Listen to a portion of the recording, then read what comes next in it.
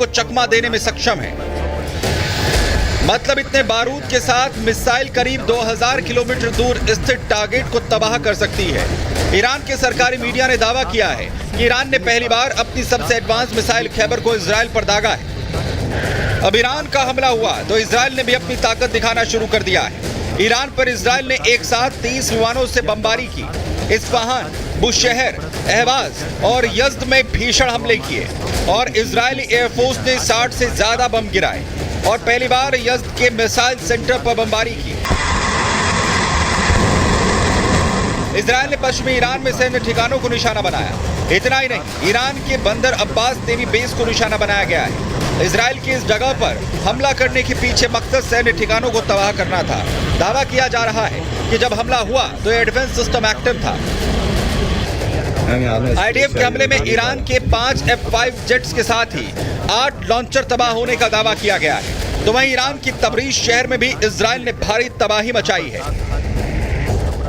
फिलहाल ना तो इजरायल पीछे हटने को तैयार है और ना ही ईरान सरेंडर करने के लिए, जो जंग को महायुद्ध की तरफ ले जा रहा है। और अब अमेरिका की एंट्री ने इसे खतरनाक मोड़ पर ला दिया है।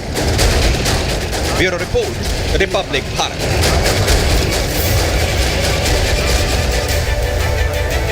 और वहीं खामनेई के सलाहकार की अमेरिका को चेतावनी जो है वो यहां पर दी गई है। आपको बताएं कि लगातार जो चेतावनी है वो भी अमेरिका ईरान को देता हुआ नजर आ रहा है।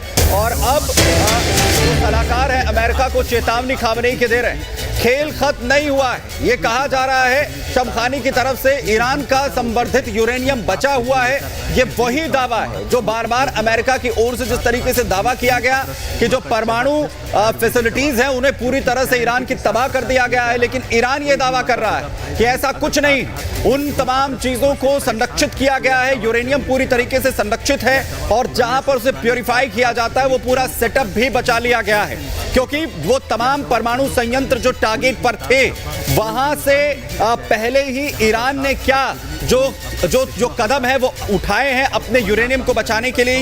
ये स्थिति बनती है। बड़ी जानकारी आपको एक और दें, केंद्रीय मंत्री हरदीप पुरी का बड़ा बयान सामने आया है। मिडिल ईस्ट संकट पर सरकार की पूरी तरीके से नजर है। तेल कंपनियों के पास पूरी तरीके से स्टॉक है। भारत में स्ट्रेट ऑफ हॉर्मुज से जो तेल है वो ज्यादा नहीं आता है, क्योंकि पूरी दुनिया इस वक्त घबराई हुई है, चिंता में है कि अगर ईरान जहां से 20% तेल पर निर्भर है पूरी दुनिया, अगर वहां पर ब्लॉकेज लगता है तो उसका असर आखिर कहां पर होगा। और इसे लेकर भारत जो है वो पूरी